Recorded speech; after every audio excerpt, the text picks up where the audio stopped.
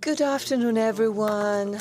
I'd like to welcome you to this public lecture by Gianluca Violante within the International Economics Festival in Turin. My name is Florian OSWALD. I am Associate Professor at the Turin University at the Department of Economics, and I have the pleasant task and honor to briefly introduce the academic journey of Gianluca. He got his degree in economics in 1992 here at the Turin University. Then he got his PhD of economics at the Pennsylvania University in 1992. He became assistant professor at the London University College and then New York University, where he was promoted at full professor to move then to Princeton University, where he is now lecturing in economics. He is a world expert in macroeconomy, especially with reference to heterogeneous models, inequalities of income, labor market, taxation. I'd like to emphasize the contributions of Gianluca to our discipline. In terms of figures, Google Scholar shows over 23,000 quotations for his work, a very high number for our discipline. 52 publications in scientific journals, in top journals, and it's difficult to choose the most important one among them. There are too many. The name Violante has become a brand in modern macroeconomics. I'd like to spend a couple of minutes to explain what I mean by this. Starting from the post-war period till the 80s, the mainstream paradigm was based on the representative agent model, i.e. an economic model that draws no distinction between individuals. They're all the same. They're the same in terms of income, equity, age, etc. And that implies that they all behave the same way, according to this model. An advantage of this assumption is that it's very easy to use this model. You can use one individual instead of 60 million Italians. The disadvantage is that people are different, and that means that the behaviors of different people do not correspond. This means that some of the conclusions of the conventional model are wrong. Easy to say that. More difficult to prove where exactly the source of errors could be, which conclusions are wrong, and how to improve the model. So this is the real intellectual work, and this is what Gianluca has done. What Gianluca and his co-workers did was to create a version of the macroeconomic model that doesn't turn a blind eye on diversity between individuals. They were at the forefront of a movement, the heterogeneous new angels model. The short version is HANK. When I say modern macroeconomics, I mean the intense use of data at macroeconomic level. In developing HANK, so more than 30% of U.S. consumers, the so-called hand-to-mouth consumers, do not have the means to behave according to the traditional model, absorbing the various shocks, shifting to a different level in savings. They found some empirical data countering the conventional model, and they've come to a much more accurate model. And indeed, conclusions are drastically different with reference to so many policies. The different behavior by different individuals is at the root of it. Hank shows some strong evidence to apply targeted policies targeted on certain groups of individuals. And this has been applied by so many central banks and similar organizations worldwide. Coming back to Italy and to this lecture, the topic is that of inequality, but we will focus on how it will be, it is transmitted from one generation to the other, why it matters, and what we can do about it. The floor to Gianluca Violante to tell us all about this, and let us make an applause to welcome him at the Turin Economics Festival. Thank you. Thank you, Florian, for your very generous introduction. Good morning, everyone. Welcome. The title of my presentation is well, you may have been born rich or poor. Can destiny be changed? So we will focus our attention on intergenerational mobility, which is important, of course, for all those who set great store by social justice, economic inequalities, and how a society can grant a thriving future to its younger generations, removing obstacles. It is useful to move from the assumption that socio-economic conditions at birth are not a choice. They are a legacy. They may be a heavy legacy. Sometimes it's a privilege, sometimes it's a big disadvantage. So children do not choose their parents. So it's an exogenous condition, as it were. A society characterized by high mobility, where the future of children doesn't depend on the initial conditions, is a fluid society, granting opportunities to everyone. So it's certainly a model we'd like to move towards. Let's begin from a formal definition of economic and intergenerational mobility. Intergenerational mobility measures to what extent the economic and social status of children depends on that of parents. The greater the correlation, the, let's say, lesser the mobility. Sociologists and economists tend to measure persistence in various ways. Historically, they analyze persistence in the level of education, employment, because it was easy to find data about that. As an economist, if you want to look backward, let's say in a time span of 50 years, it would be easy, or rather the only data available will be those related to education. However, now we have more data available, and we have focused on income. That is a more direct measure of the well-being of an individual. So income has a permanent component and a transitional one. In measuring intergenerational mobility, however, we'd like to have a well-being measure, a constant measure. So we take the income and we calculate the average over the years so as to isolate the permanent component from the traditional one. So I'm going to focus on income today. So mostly sociologists and economists have focused on intergenerational mobility.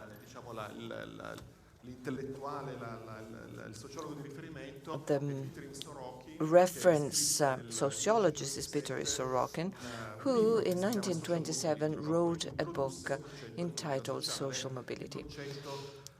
So he introduced the notion of social stratification of society and how people, how families move up and down through these layers. And he was the very first one to measure the level of mobility and to conceptualize this idea. Among the economists, we have Gary Becker, a great economist from Chicago, who was awarded the Nobel Prize a few decades ago, and he formalized the first economic models to think about economic mobility. So these are the two reference figures in the literature.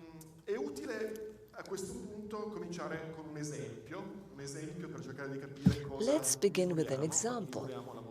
So what do we measure when we measure intergenerational mobility and when we measure persistence from one generation to the other? If we take income distribution, parents and children, well, it's rather symmetric. There's a long tail of distribution because of the high concentration of income at the top distribution.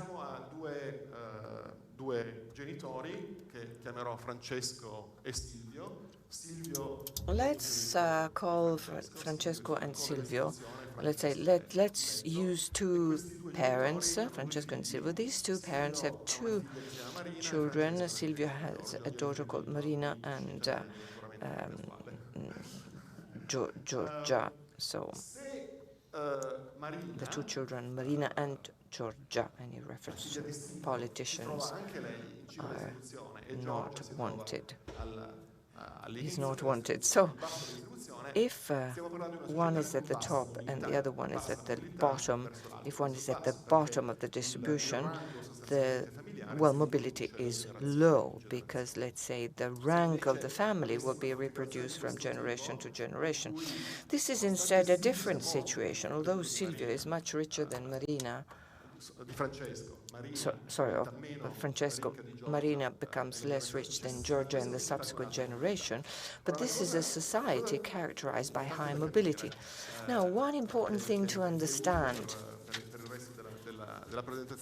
and it will be useful for the rest of the presentation, if a society shows, let's say, mobility, upward mobility shows also downward mobility.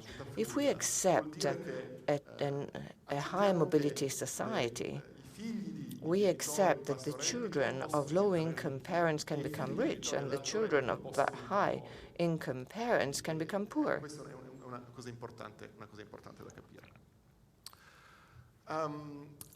And this is quite an important principle. The other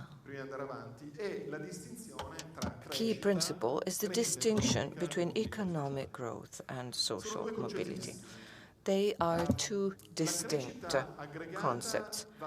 Aggregate growth can be thought of as high tide, which rises every ship without any distinction. So the example here is that of income distribution in the solid line, which moves towards the right and becomes a dotted line distribution.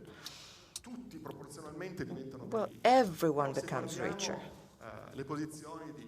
However, going back to the previous example, if we look at Francesco and Silvio and Giorgia and Marina, the gap between the families remains unchanged. There's growth in overall, let's say, well-being, but not necessarily in intergenerational mobility. So society may grow its well-being, that's good, of course, but that society will not necessarily be more just with a higher degree of mobility. So these are two distinct concepts, and we should keep them separate. Now, in the next 10-15 minutes, we are going to focus on the economic theories underlying the conceptualization of mobility.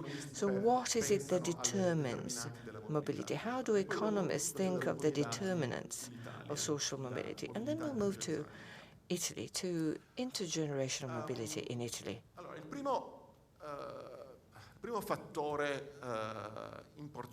The very first key factor in intergenerational persistence is a very obvious one. Is the genetic transmission of individual abilities and skills. A new frontier of economics between genetics and economics called gene economics is focused precisely on this, on the causal nexus between the genetic heritage of an individual and the economic and social success indicators, employment, income, so on and so forth. Now, the goal is to identify which specific genes are responsible for economic success, which are responsible for the transmission of income from one generation to the other. Well, it may sound a little bit like eugenetics. It may be a little frightening, but I can assure you that these scholars are good people. They're not generous. Yes, exactly. We're talking about DNA. DNA, precisely. It has a very important role. This kind of study have a very important role because this is the first step that allows to distinguish what is nature versus nurture. So the genetic heritage compared to the external environment, so that will influence the level of social mobility. If we think of the opportunity of governments to intervene with economical policies to promote mobility, clearly we need to start from a situation where nurture, the external factor, plays an important role. Because if the entire genetic legacy is handed on from one generation, passed on from one generation to the other, there's no point. These studies are organized in different ways. A typical study of this geneconomics makes a comparison of income of homozygote twins. There are twins that share 100% of a genetic of their DNA, and we try to understand and measure how their income is similar or different throughout time. And clearly, if we find that within the couples of these twins, the income is similar, it means that DNA is important. But then, despite the similar DNA, the identical DNAs, we see the income is different, then it will mean that the external factors will have played an important role. Just to give you an example, there's a Swedish sample that they sampled tens of thousands of twins, of homozygous twins in time, and it ended up is that the genetic heritage affected at least at a maximum 50% of the income difference. So the external factors are absolutely important. Now, the second important determination is the family, what happens within the family. And most importantly, the handing over the so-called human capital, especially mostly through time and financial resources that parents decide to invest in their children. And here we have two mechanisms that can generate a lot of persistence. The first mechanism is that if children are very smart, highly capable. Parents are have more incentives in investing, and this is a mechanism that generates a persistence. At the same time, parents with a high level of education, with a high level of capacities, are more capable, more effective in investing. For example, they know how to help the child, how to promote his education, and know how to help them in doing their homework. So they have a higher efficacy in the investment given the same time. When economists think of this type of investments, they use what we call the Kaplan equation, which refers to a number of studies. Heckman is an academic from Chicago, and he formalized this information.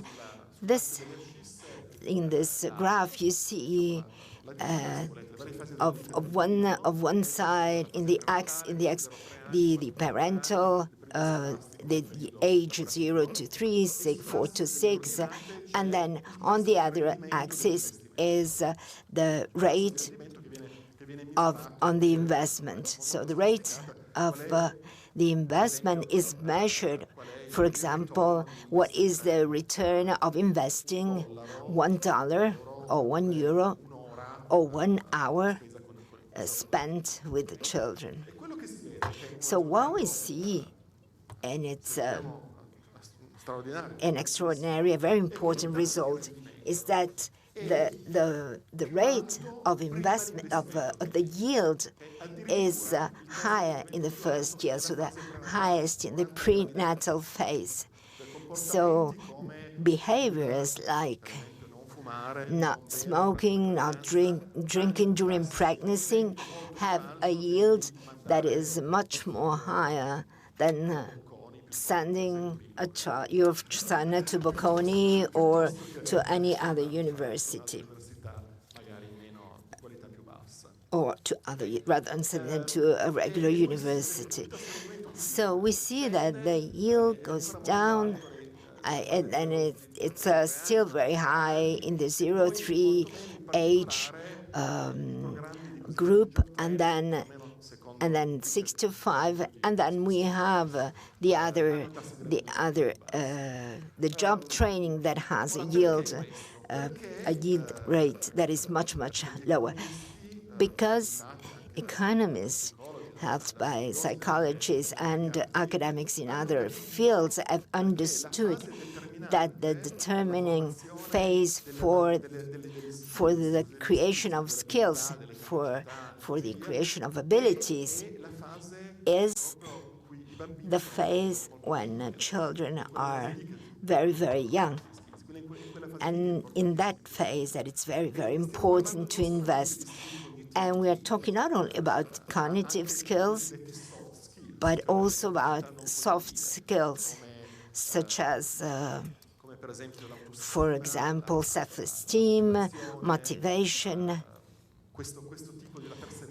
perseverance, this type of capacity that they are very important to acquire cognitive skills. So the investment is very important within the family. It's very important what happens in terms of advancement in this first phase of a child's life. And this is what determines the transmission of human capital from parent to child. So we spoke about DNA. We all spoke about the family, and then there's the place where you grow up, the external environment, which determines very important factors for the success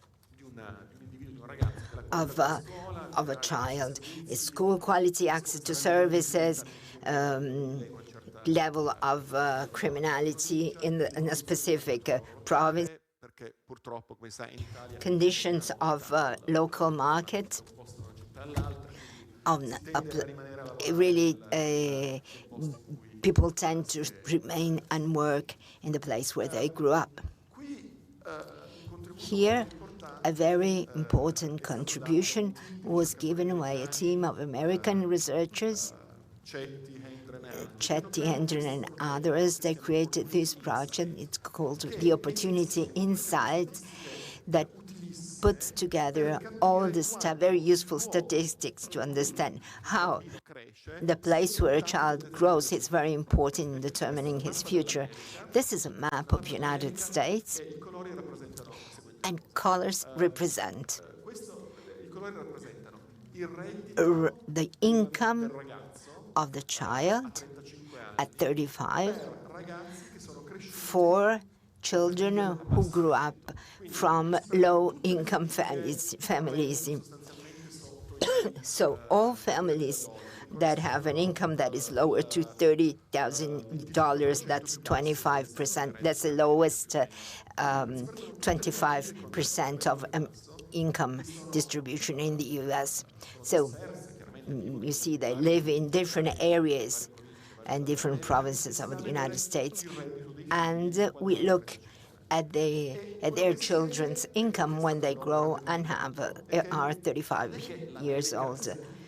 It's not the United States. America is the land of opportunities everywhere.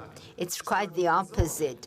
There are areas like Midwest, the one in blue, that are truly lands of opportunities, because if you grow there with the same income, you really have to lack. But there are southern areas of the United States, Alabama, Georgia, Mississippi, these states where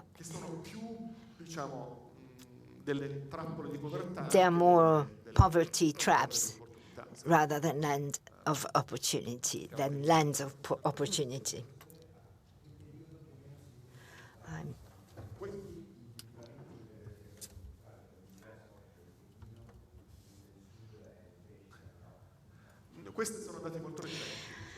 These are very recent data. I think they represent children born in between the 80s and 90s. So, moving forward in the life of a person, it also becomes, for determining the family income, the partnership. When families are formed,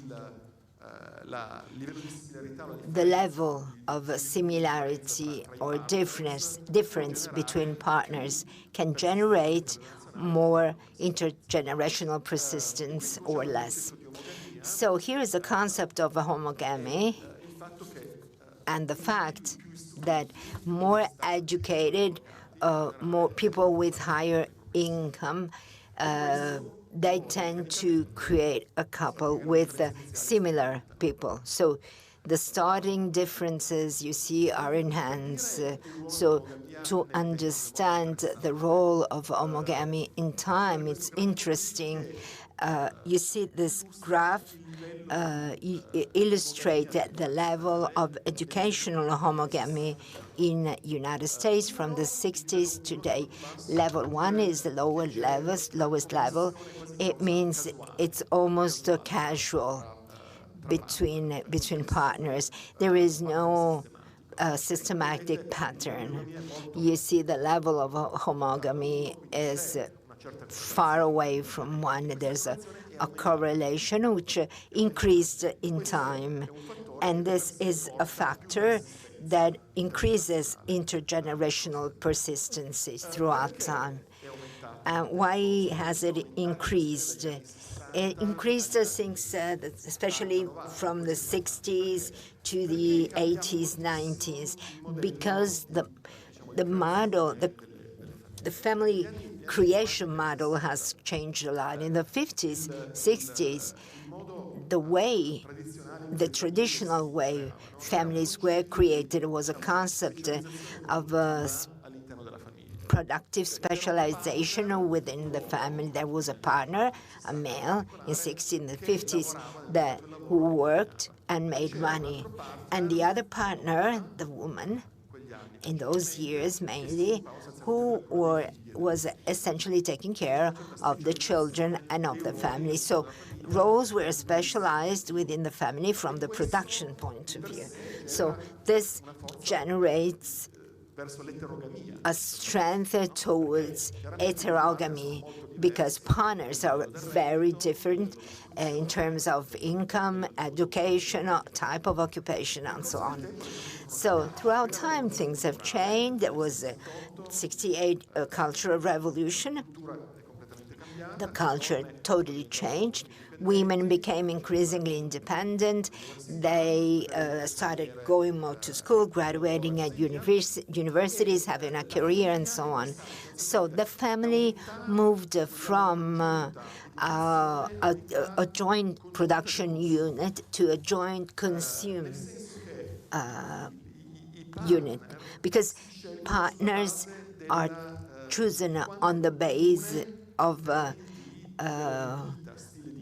how common is the lifestyle, how they want to spend free time together. And this kind of preferences are more similar among individuals with the same social, economic background, educational background, and so on. So this is something that drives toward homogamy. So a transition from complementarity of the couple and to the complementarity of consumptions. So this is a study on educational homogamy in Italy. Darker there's more homogamy, more similarity between partners, and we see that. Keep this in mind. There is there's more homogamy in the north rather than in the south. And then the last theory, very important one to keep in mind if we think in intergenerational mobility, is the role of bias. Bias is very important because if you think about it, the belief that society is a just society, is a fair society, is unfair, may discourage from investing in one's future, if the children come from a poor family, if they think that everything is predetermined, that it's useless to make efforts to improve one's social status, they won't do it. Let me refer to an important paper by Alesina, con Stanceva and Teso, who carried out a survey on individual beliefs. US, Sweden, and Italy. Sorry, there's a question. Yeah, some time has elapsed.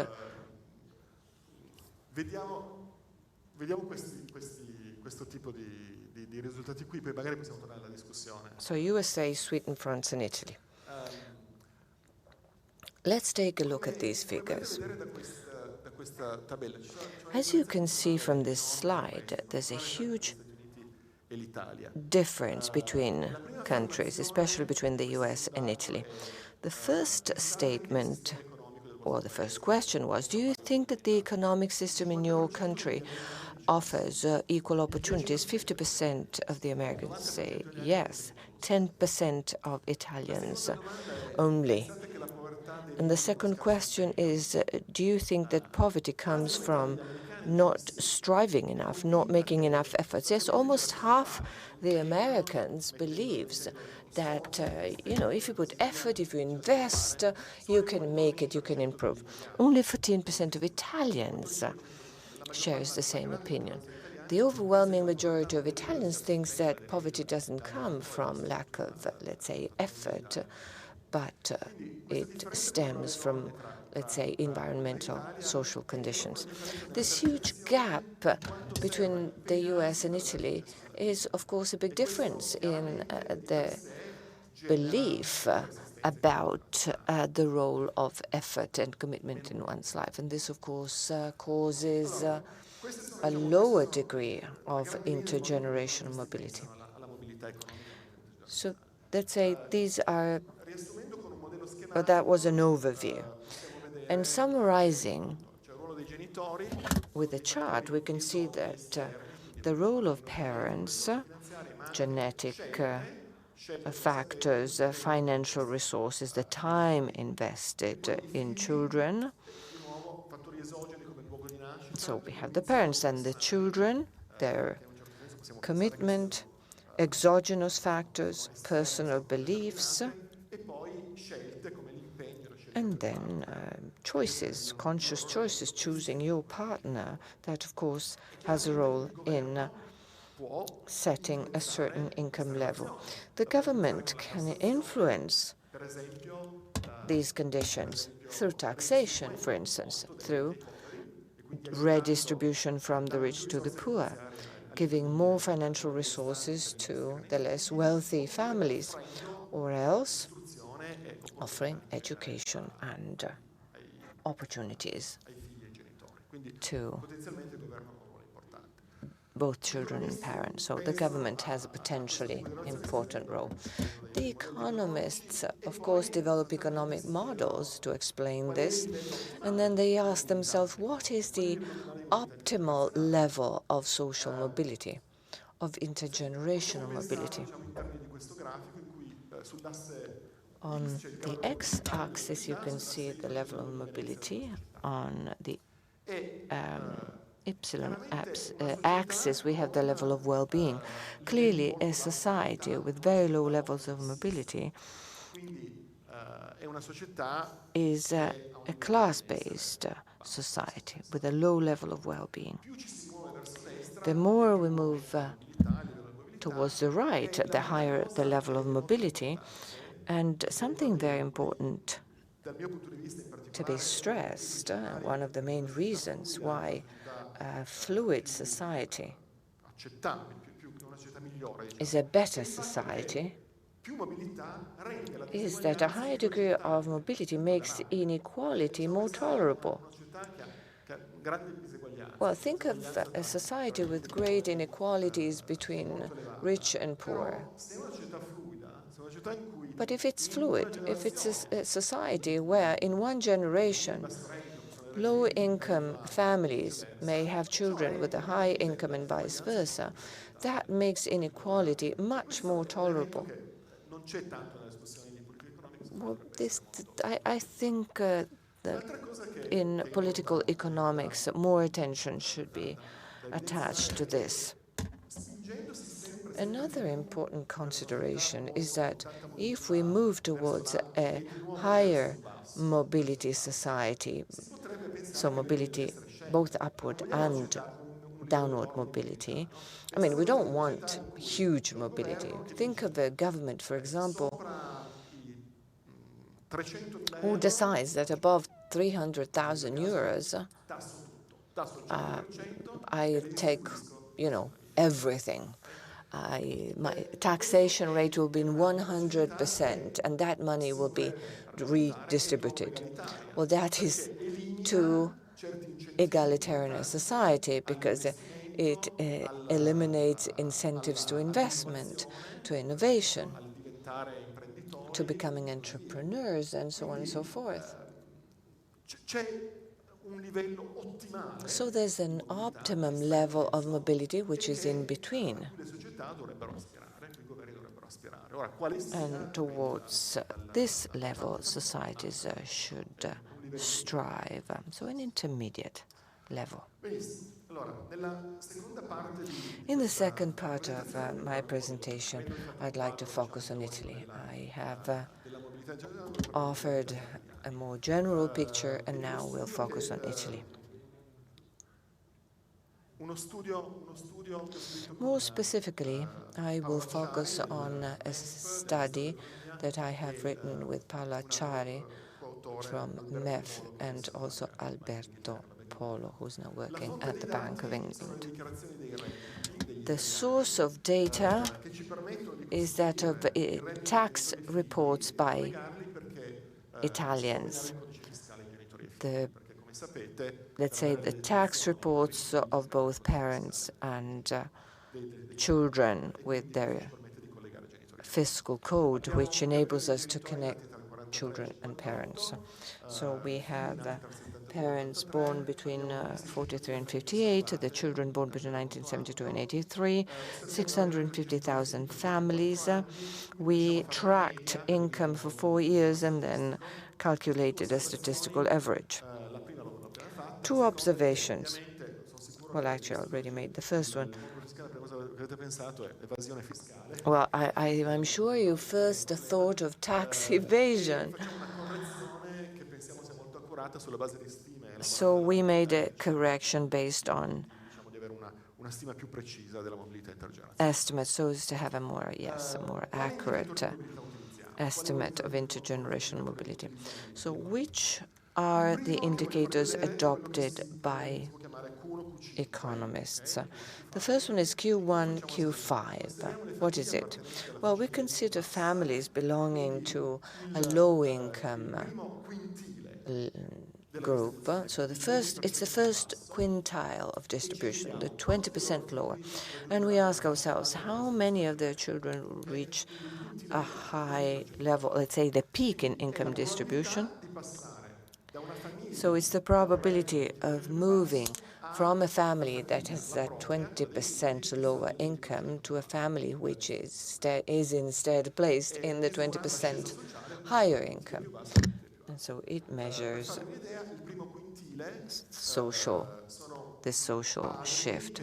The first quintile refers to fathers earning less than 10,000 euros during this period of time.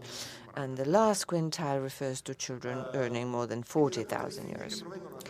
So the share of children who were born in a poor family but who become affluent later on.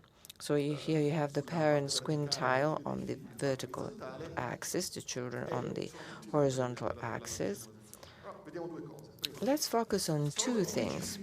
Only 10 children out of 10, so 10% born from modern families, can reach the highest quintile in Italy.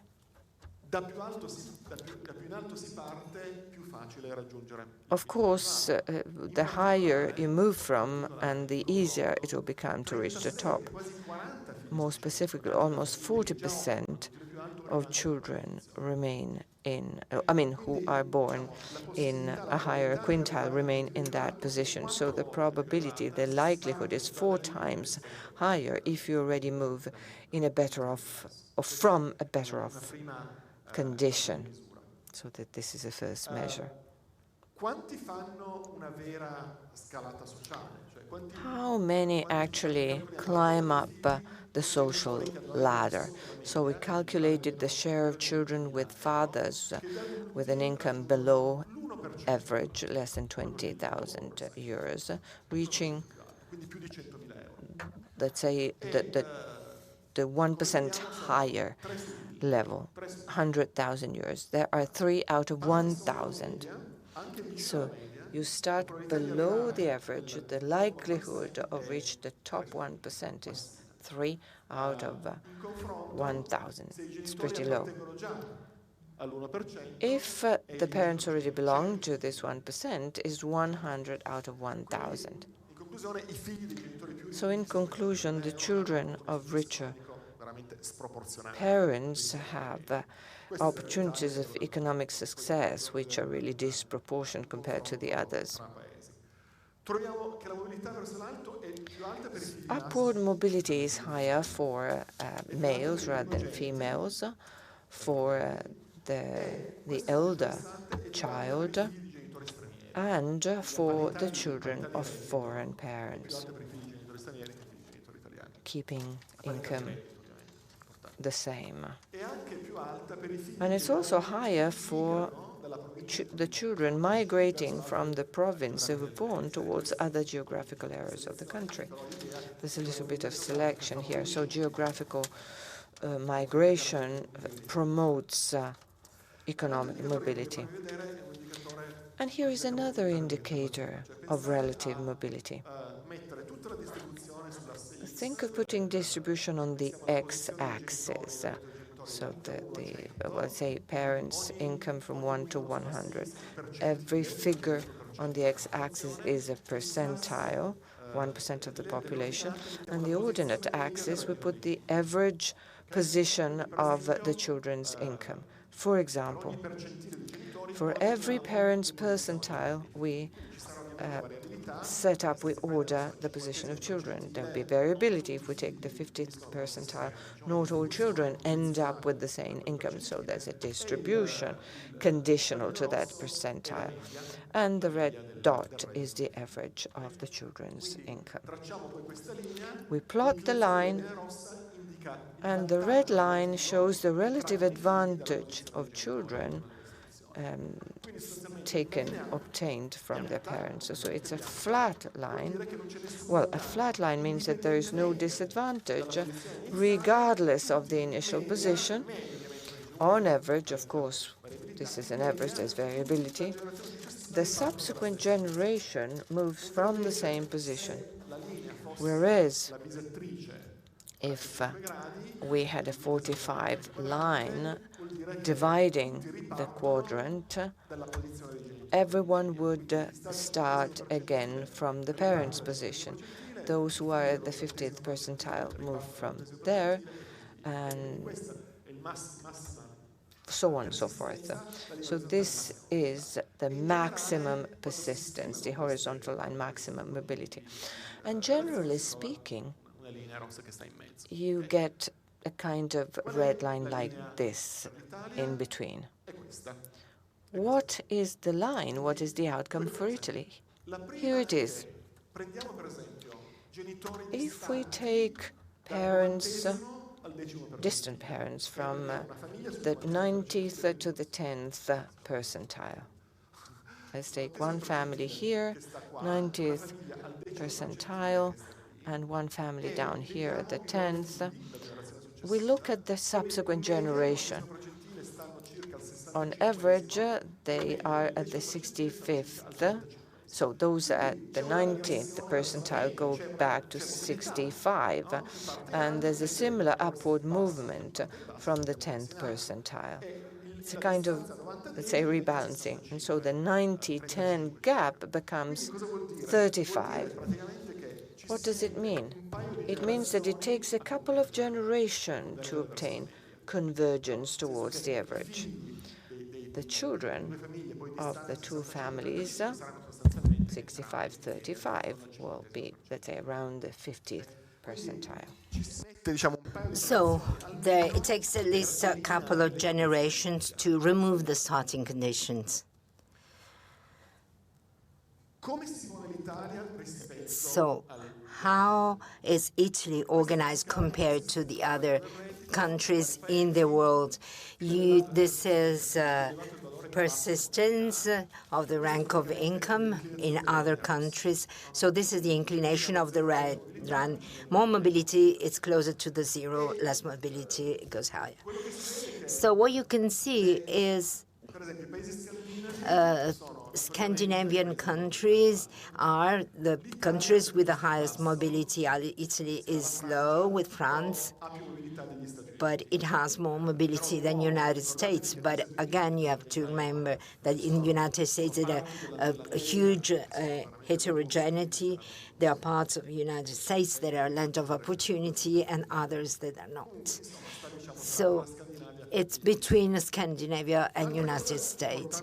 The other important factor to keep in mind is that it's called the Gatsby curve. It establishes a positive relationship between persistent international persistence and inequality. And this, you see many countries in the world. So the Gini coefficient, it's inequality measure. And the countries with have more mobility have less inequality. So it generates a sort of carved point that we need to make. The fact that there's a positive relationship with inequality and persistence. Let's think of two countries, one with the blue country with a very concentrated distribution of income, and another one with more inequality, the red country, where the gap with the 10th and 19th percentile is greater. So again, it's mechanical in a way. It's statistically very important. The gap within the distance between the 10th and 9th is greater in a country where there's a high inequality rather than the opposite, compared to the opposite. So there will be less mobility, less intergenerational mobility in the country with less inequality, because it's more difficult to jump from the 10th to the 19th percentile. So this is something you need to keep in mind when you make a comparison between countries. And then we move to the Italian provinces. As in the United States, in Italy, we have an incredible heterogeneity, diversity in intergenerational mobility. So let's take two children born from two parents who have the same distribution, let's say 74th percentile. They have the same income, they have the same distribution, but they live in different provinces in Italy. Same income. One is in Turin, the other one is in Catania. So what happens when their children are grown up, let's say when they are from 5 to 15 years. So once they become adult, what is the position of children in their national distribution of income? The attempt is to isolate the impact of the growth of a province compared to the other. And this is what we obtain, the map we obtain. The darkest colors, higher mobility, lightest color, lower mobility. You see this gradient, very, very distinguished. It's very strong between south, north, and south. So in the south, we have very low mobility. This is Q1, Q5, the probability of jumping from the lowest to the higher quantile. So in Sicily, it's 5%, and you take northeast is 20% average. So the relationship is 1 to 4. So it's 4 times higher with the same income, families with the same income. So especially northeast is the area with the highest mobility. The northeast of Italy has levels of mobility that are equal to those in Scandinavian countries. The south of Italy can be compared to the south of the United States. So they are in a poverty trap. And we're just talking about numbers, of course. So this is what essentially happens. So given the position of the income of the parents, there's a variance. Most of these variance explained by the place where the child was born. So we take all the families of the 50 percentile with a certain variance. Those with the lowest income are in south and highest income are in the north. These are worst 10 provinces, best and worst. Bolzano is out of scale. It would be a very interesting case to analyze. That's out of scale, but it's kind of shocking that we have all provinces from Lombardy. It's Lecco, Milan, Mantua, and we're in the south, especially in Sardinia, we have the worst ones. So the probability to moving up from Q1 to Q5, look at the Oristano and Lecco, it's 7 times higher with the same income. So these are the big provinces with at least 1 million residents, and we see the same pattern. Essential northern provinces are the best. The difference, look at Palermo. Palermo is a big city, and Milan is big again. So talking about intergenerational mobility in terms of country, it's a big limitation because there are so many differences.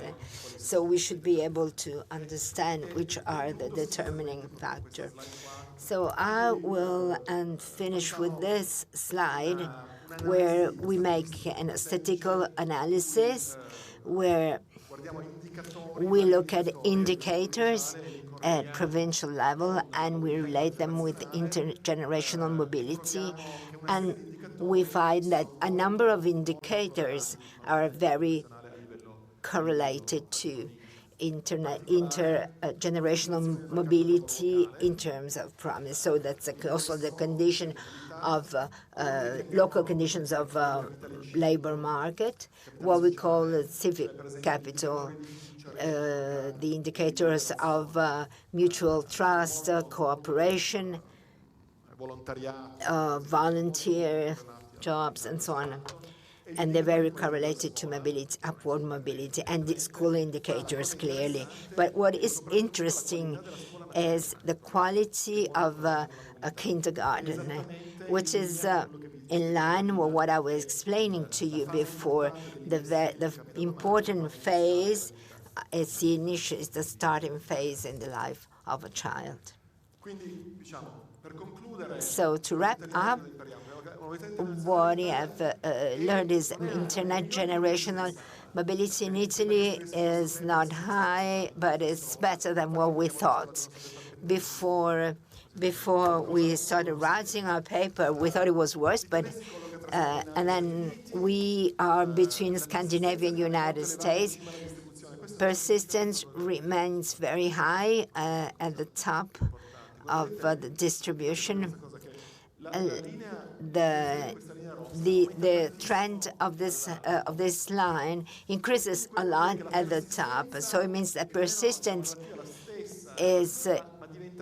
becomes much more possible to remain at the same point of the distribution once you have reached 95th percentile. That's a privileged class.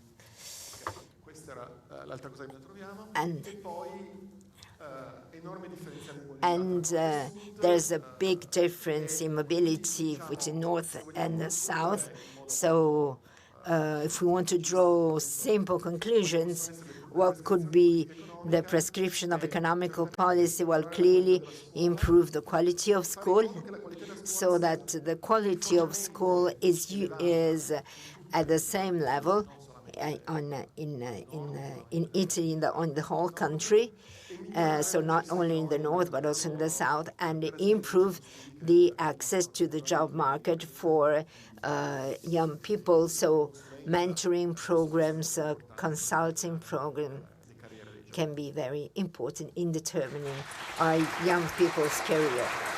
Thank you.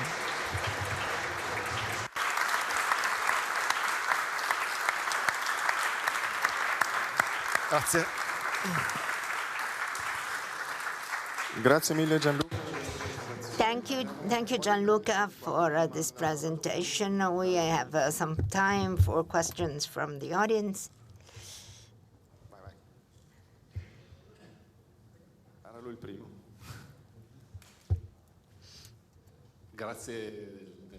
Thank you for your clarity. I was wondering if in this evaluations you consider also the ethical and moral values without very simply without a family that has reference values for competition, wealth, growth, regardless of income and culture. They will probably have children that will grow more at economical level because that will be their target, while their parents with a higher income, but put at the center of their life cooperation and solidarity. Maybe the children will be teachers. I was wondering, that's a great question.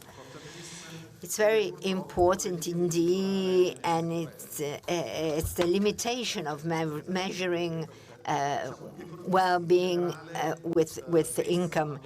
Economists think about well-being as a utility, as a need that comes from income and consumption, but also from satisfaction, having a job that makes you happy, regardless of the income.